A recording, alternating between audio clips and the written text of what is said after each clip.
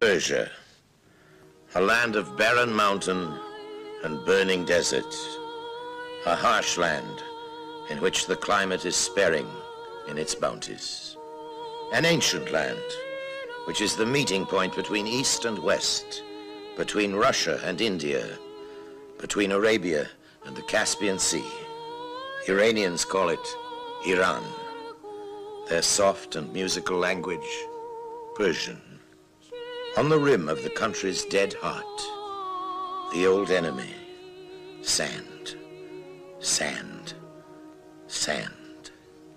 There flowered, under its powder blue skies, a wonder in the story of mankind.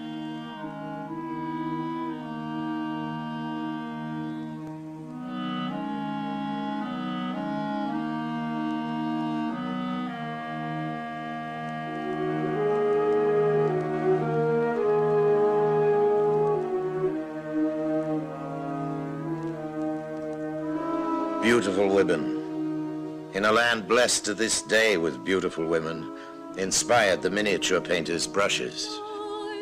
Women with silvery voices and melting eyes. Eyes like the eyes of the gazelle, which leaps over the tarnished gold of the mountainsides. Over the centuries grew palaces and mosques, which still dazzle the eye.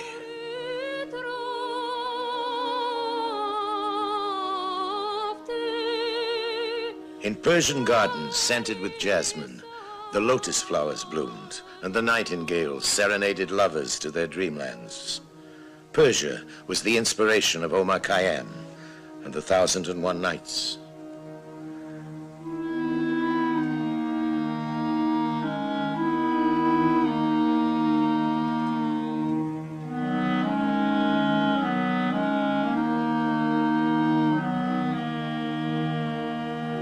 In later centuries, conquerors trampled on its heritage. But through golden ages, the spirit of Persia has always triumphed. In this world of beauty was born, more than 5 centuries before Christ, the mightiest empire in the then history of the world.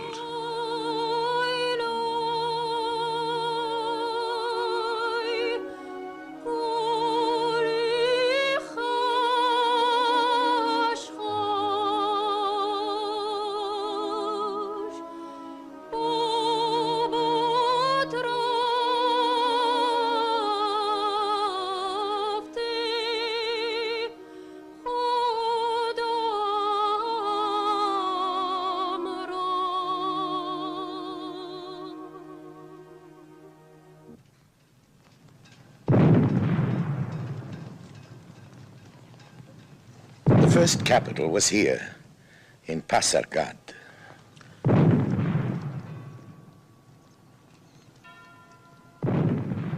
In celebration of 2,500 years of nationhood, the Persian people, led by their Shah, His Imperial Majesty محمدرضا Pahlavi Aryamer Shahanshah, make homage at the tomb of Cyrus the Great, the first Shah of all.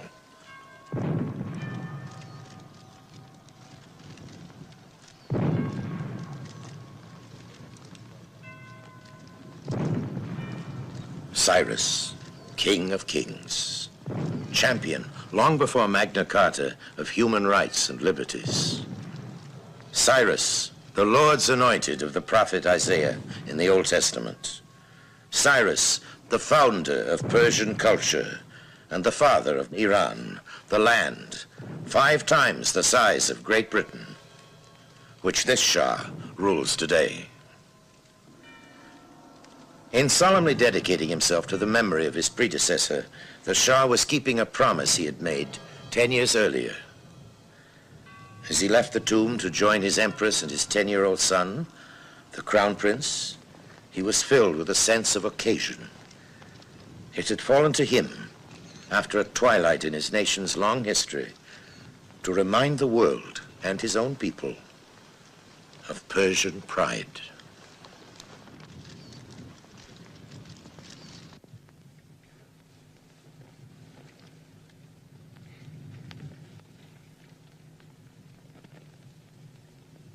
کوروش شاه بزرگ، شاه شاهان، شاه هخامنشی، شاه ایران زمین، از جانب من شاهنشاه ایران و از جانب ملت من Osiris, great king, king of kings, Hachemenian king, king of the land of Iran, I, the Shah of Iran, offer thee salutations from myself and from my nation. At this glorious moment in the history of Iran, I and all Iranians, the offspring of the empire which thou founded 2,500 years ago, bow our heads in reverence before thy tomb. We cherish thy undying memory.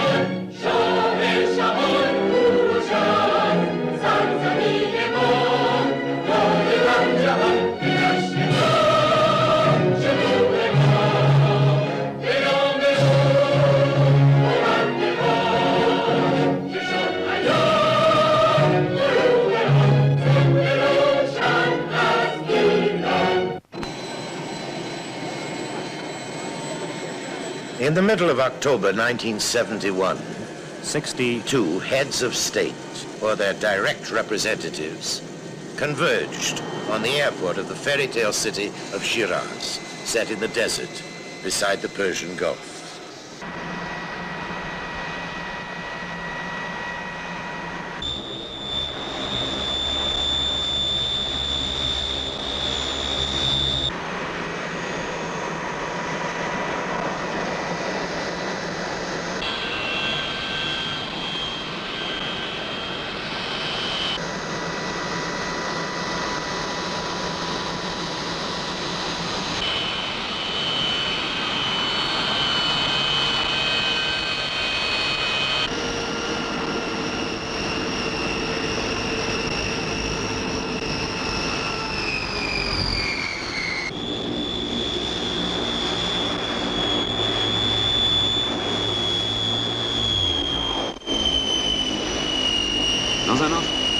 In a patchwork of color, in a whirl of salutes, bows and curtsies, familiar faces in the world scene stepped out of their aircraft over red carpets fringed with guards of honor into the welcoming Persian sunlight. It was just like this. Too much was happening to pick out the detail. For all the arrivals, ceremony and protocol had to be carefully observed. None who were there saw it all. So began one of the most historic cultural gatherings the world has ever seen. The flags of the guest nations flew in salute as the VIPs flew in. This was no party of the year. It was the celebration of 25 centuries.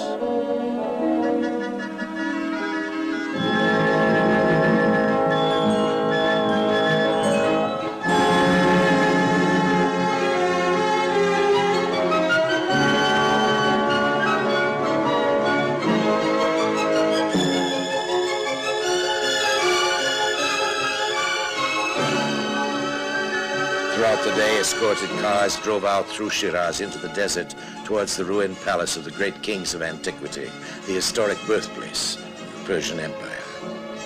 The guests were traveling to a reception without precedent, even in the days of Cyrus the Great.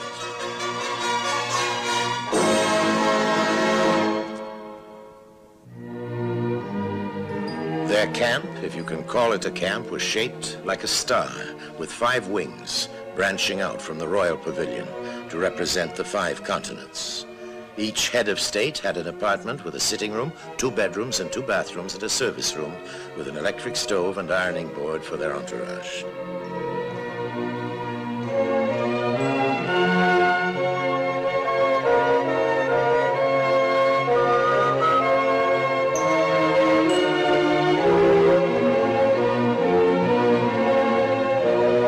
The Shah had personally supervised all the preparations.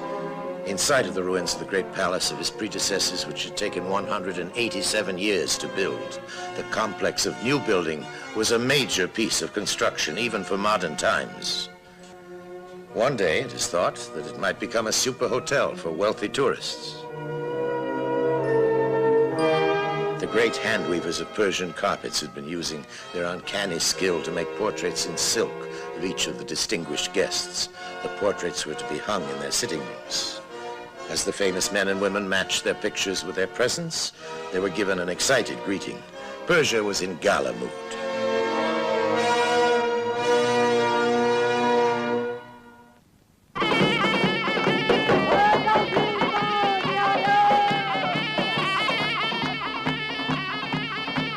The villagers had heard on radio and television that the great people of the world were coming to honor their country. A country which had ruled in the past what was the then known Earth. A country which, after centuries of apathy, their Shah was determined to lead into the 20th century. He began by inviting the world to stop, look, and listen.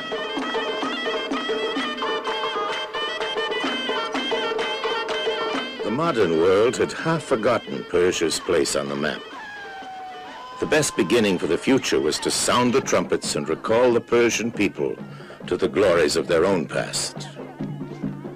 What happened was assuredly unforgettable.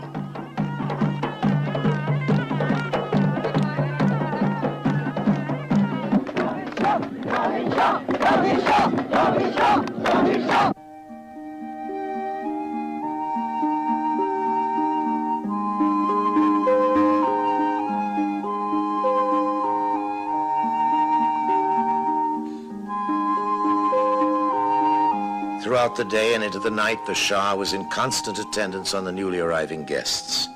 His hand, for 100 times, was stretched in welcome.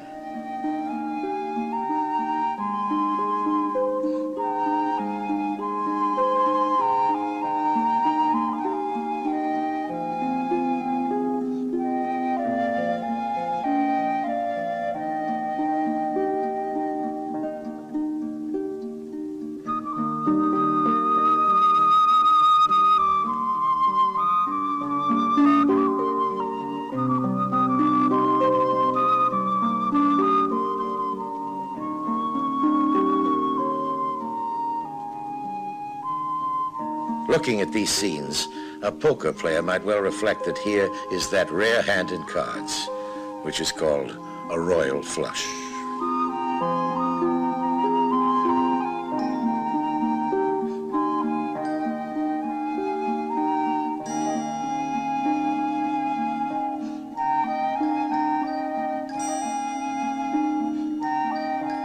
Leaders whom we all recognize had a unique opportunity for relaxed conversation. Well, perhaps not now with the TV cameras looking on, but others were talking elsewhere. An international congress of 250 scholars were already in session at Shiraz. The papers they read on Persian culture were to be published and circulated to research institutes throughout the world.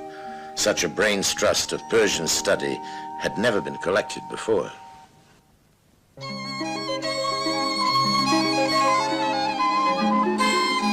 In Shiraz, where there is a garden appropriately named Garden of Paradise, the lights twinkled like diamonds, like the bubbles in a glass of champagne.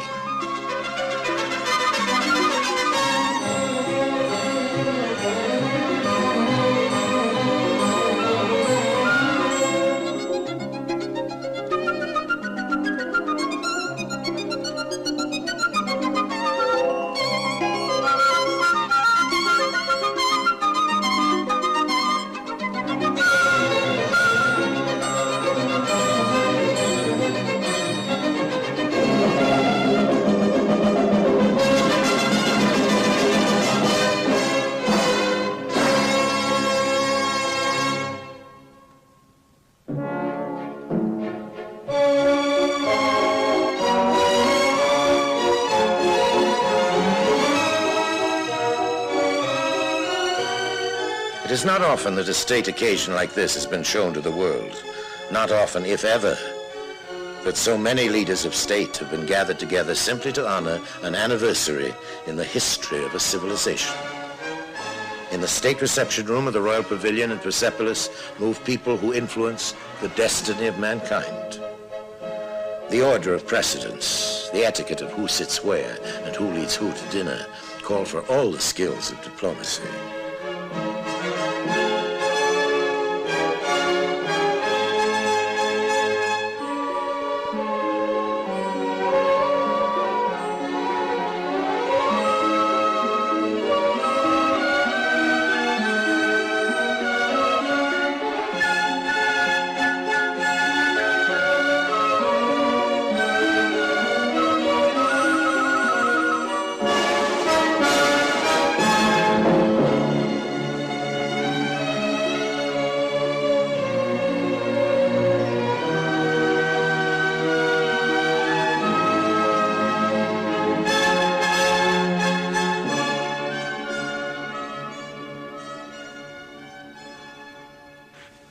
Your Majesties, Honorable Presidents of Republics, Highnesses, Eminences, Excellencies, Ladies and Gentlemen.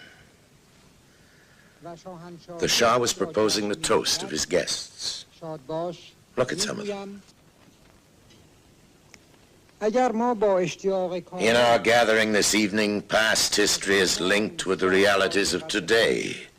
Such a bond of past and present, achieved by understanding and friendship, is surely an omen of good. بدین جهت بود که موضوع این دعوت را شایسته آن می‌دانستیم که شما رنج این سفر را بر خود هموار کنید.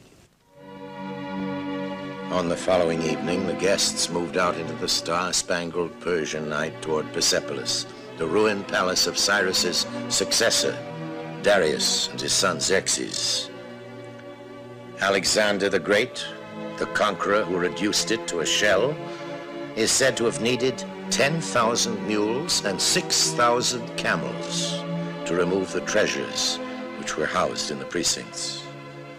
The climax for the royal guests was a saint-lumière among the great stones where it all happened. From the tomb in the mountainside overlooking the palace where he ruled 500 years before Christ, the voice of Darius the Great speaks again. Open! Open the gates guarded by winged bulls with human heads.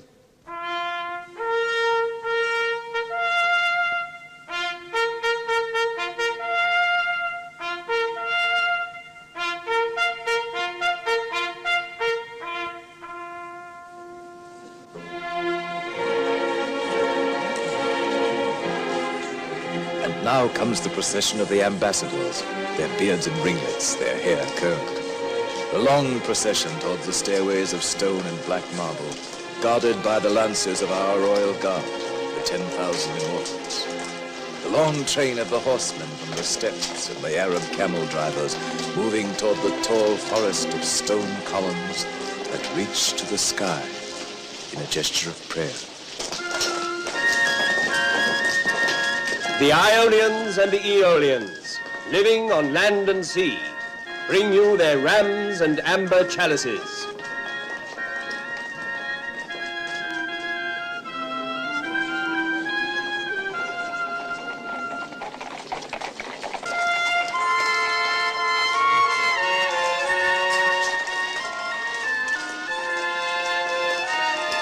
when I reconquered Cyprus and the Greek colonies of Asia, I too left them all their liberties.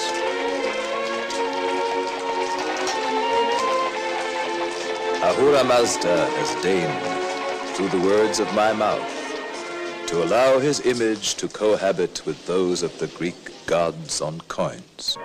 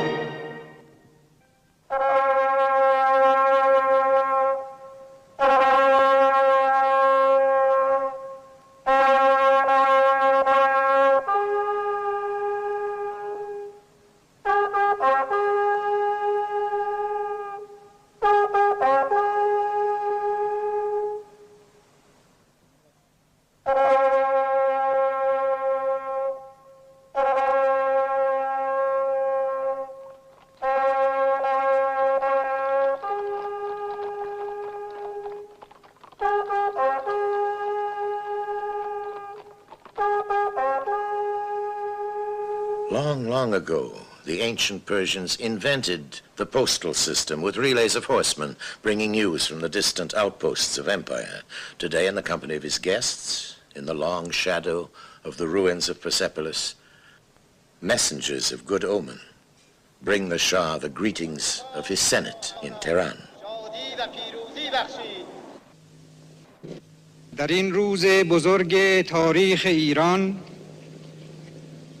از تخت جمشید زادگاه شاهنشاه Today we submit to history the account of the past 2,500 years, and we firmly believe that the balance is proudly to our credit. الهام بخش همه مردم روی زمین در ادامه راه آنان به سوی نیکبختی واقعی جامعه بشری باشد.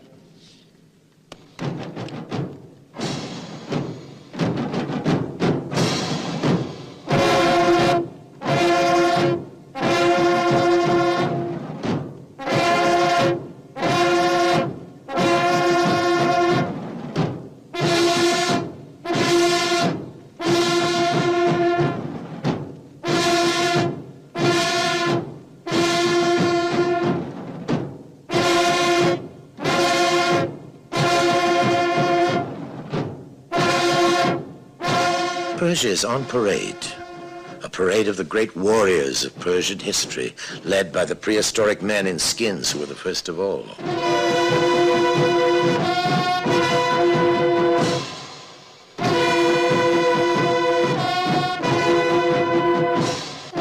Here are the war chariots of the Achaemenian kings who conquered and civilized the ancient world, whose trumpets were a call of peace.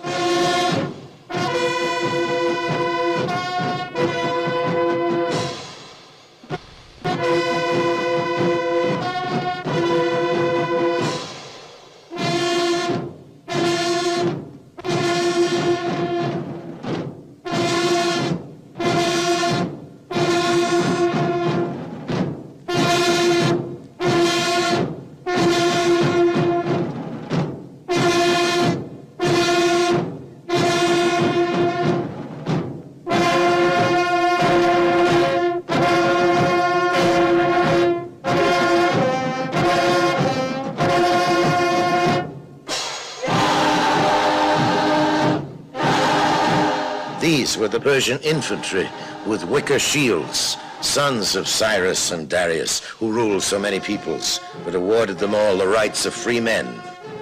There were no slaves in the Persian Empire.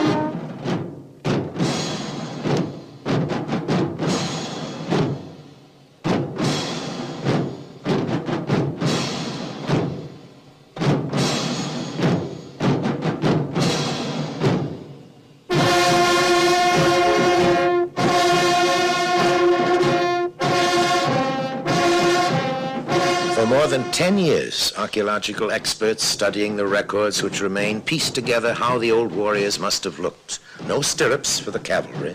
Stirrups were invented centuries later. Every historic detail in this parade, so far as we can know today, is exact.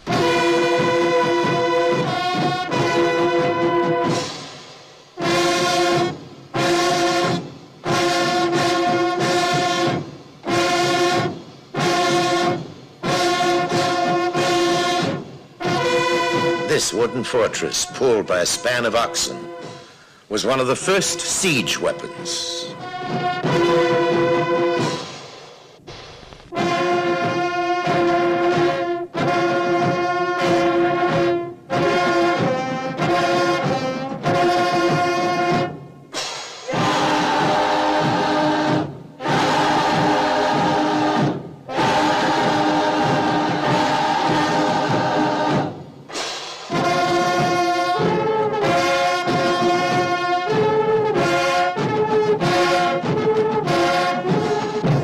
In these frail oared boats, armies whose soldiers and wagon train was said to have stretched 28 miles crossed the Mediterranean. Over the centuries, through dynasties that have spread long before Christ of modern times, Persia has prevailed. Conquerors from the time of Alexander have adopted Persian ways. The spirit of the country has risen again and again. The trumpets have never ceased sounding.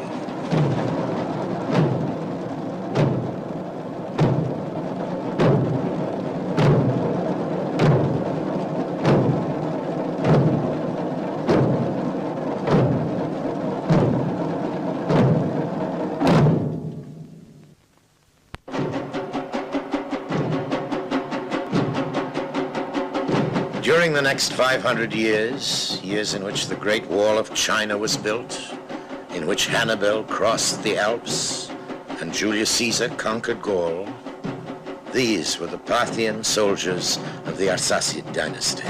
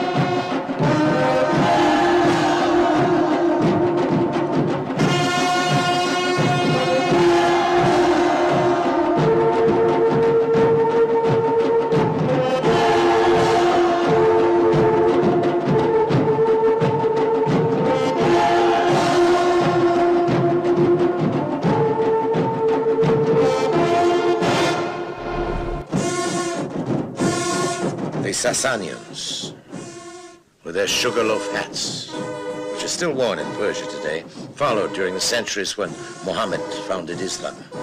At the powers of ancient Rome sank into final decline.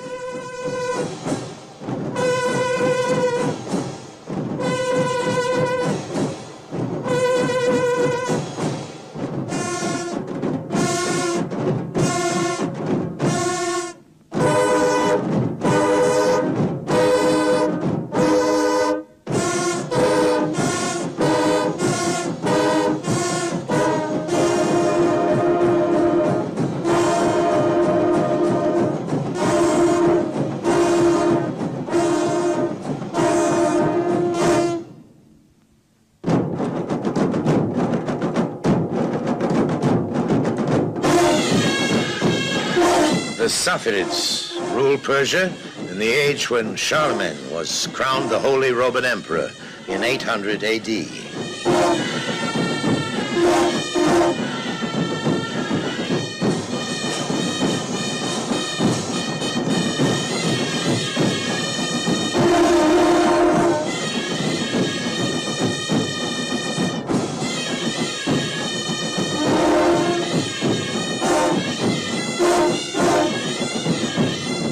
The Dialmites were contemporaries of William the Conqueror, the Battle of Hastings, 1066, and all that.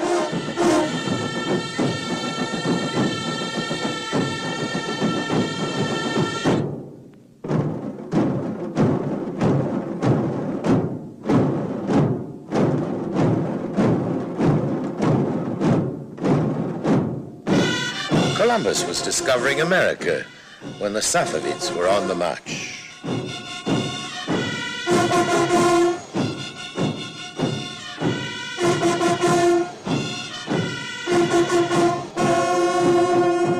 The Afsharids were a short-lived dynasty in Persian terms, who belonged to the time when Bonnie Prince Charlie raised the flag of the Stuart Rebellion in Scotland.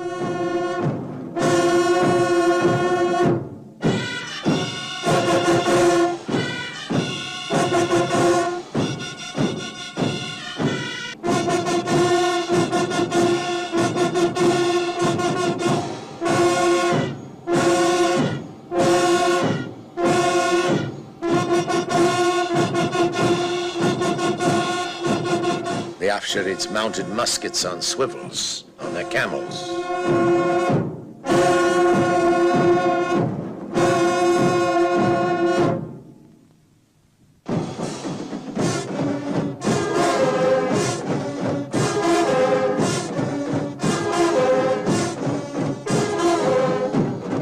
The Zans, although they can scarcely have heard about it, fought their battles at the time of the Declaration of American Independence.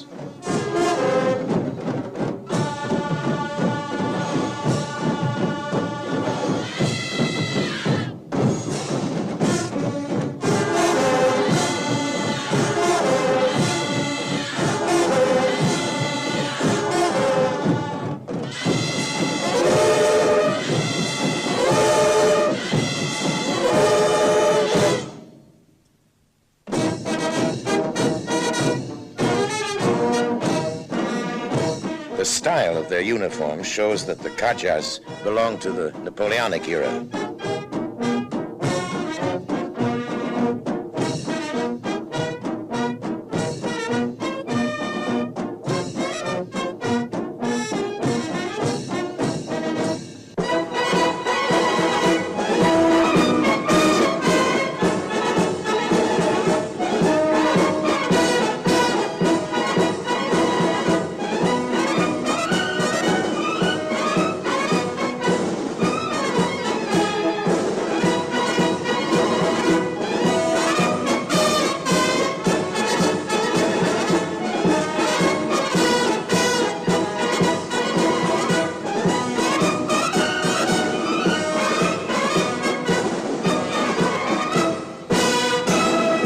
The armed services of the latest of the present dynasty in Persia, the Pahlavi, gather for a grand assembly.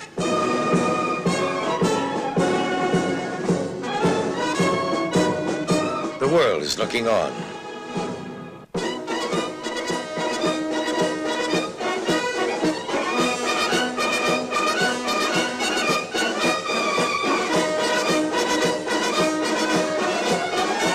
These These are the household troops of the Shah.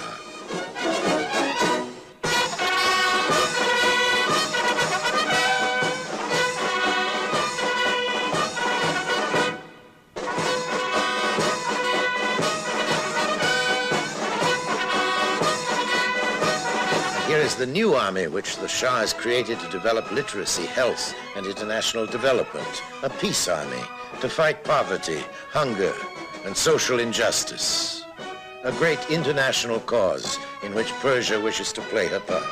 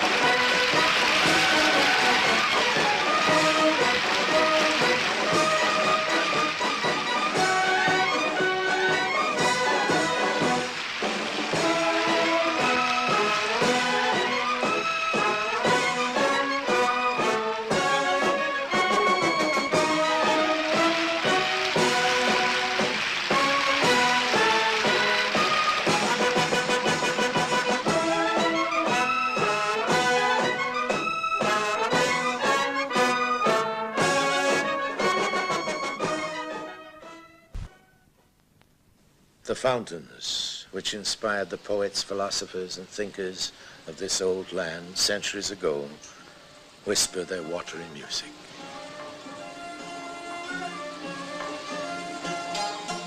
As the flags drift in the evening breeze, after the formalities of the state reception, the Shah and his Empress invite his guests to a traditional Persian party.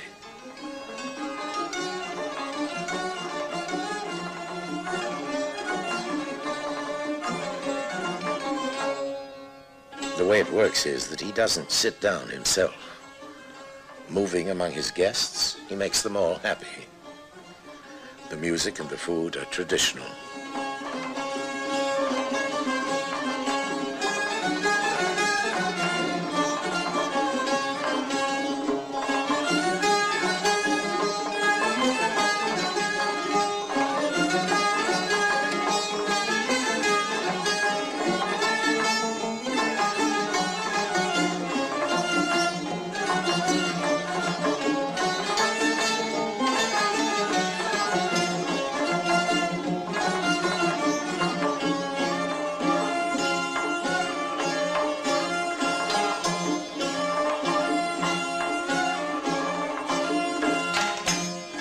It wouldn't have been complete without the dancing girls.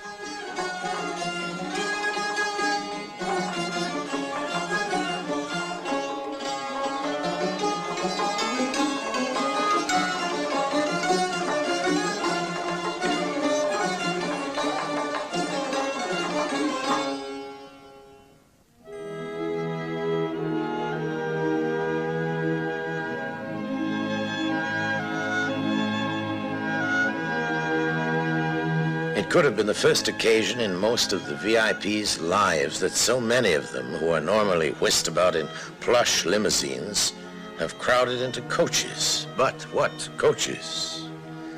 They were carrying them from the pavilions at Persepolis to the airport at Shiraz, then by air to Tehran, the modern capital of Persia.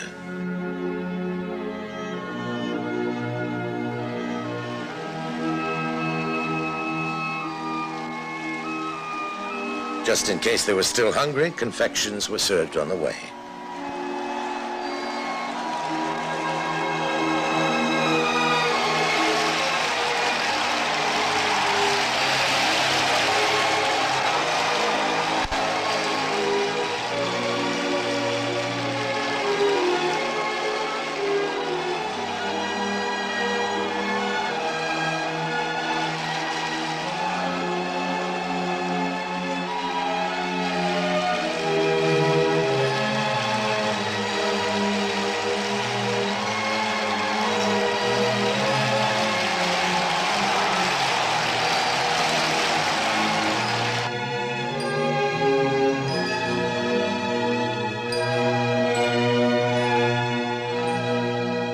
In the aircraft, the Shah had brief moments in which he was on his own, with time to look at what they were saying about the celebrations in the newspapers.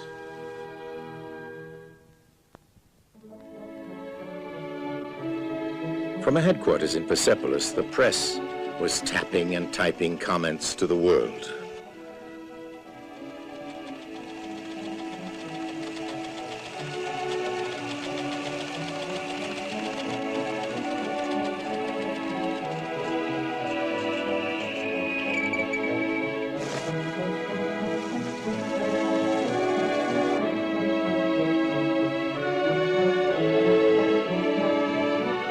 For most of them, it was a surprise to discover how the new Persia was evolving. They only remembered the old, when Persia had slept. The organization of the Great Parade was in itself an eye-opener. The celebrations were the signal that the flame of Persia was burning again. Great nations come and go. A century ago, Persia had been of no importance except to historians, romanticists, and students of archaeology. Look at her now. She is making her challenge to join the new world. Her greatest enemy is illiteracy. She has started to beat it by building 4,000 new schools in a year, schools for adults as well as children. Her other enemy is her scarcity of water. By building great dams, Persia's water too is being brought under control. She is moving fast into heavy industry. The country has to do a lot yet to catch up industrially with the Western world. But one of the wonders of her is that this old sleeping beauty is now awake. So much is happening so quickly. Her modern spirit was first aroused during the reign of the present Shah's father. During the celebrations of the 2500th anniversary, his son remembered him.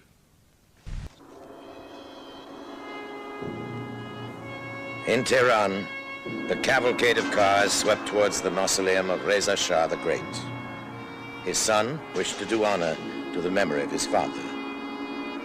The ceremony was solemn and short. Most of us would wish to pay our own respects to our own fathers.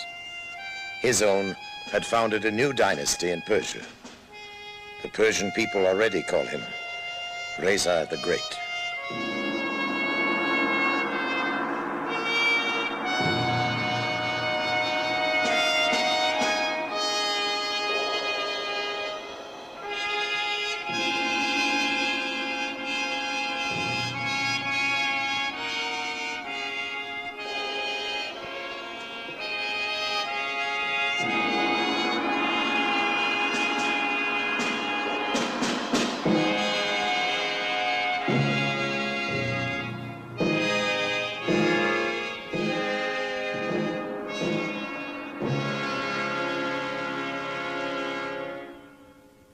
After that, the climax of the celebrations.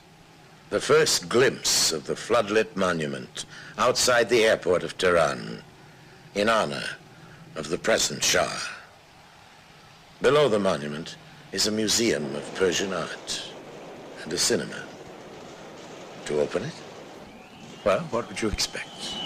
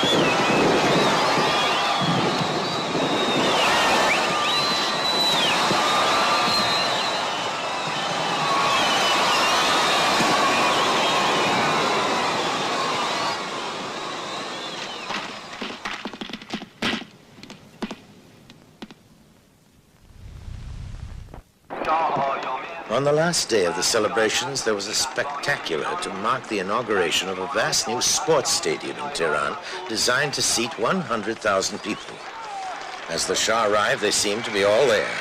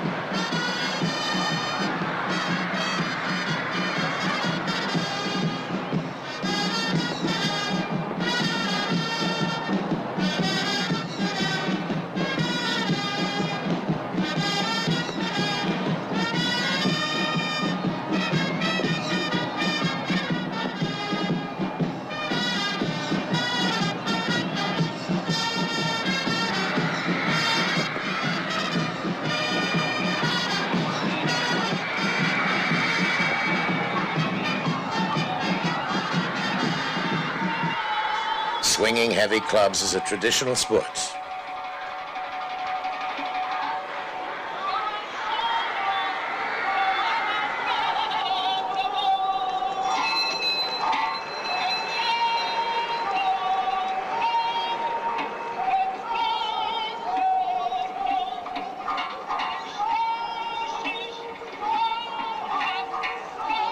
The strong men of Persia pride themselves on their muscular development.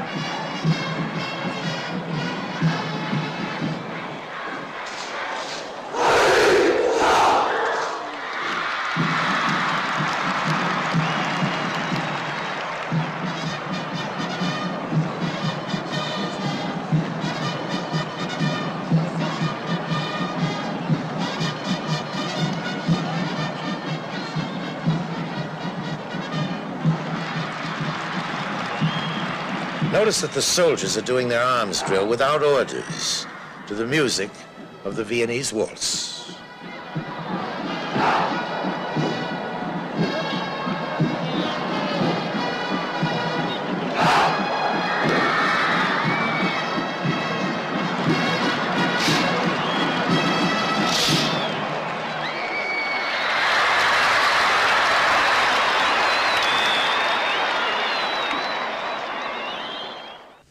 Towards the end of the celebrations, the Shah heard an address from the religious representatives of the world, a confirmation that religious tolerance should be extended to all men. Not all countries accept it. In ancient tradition, Persia does.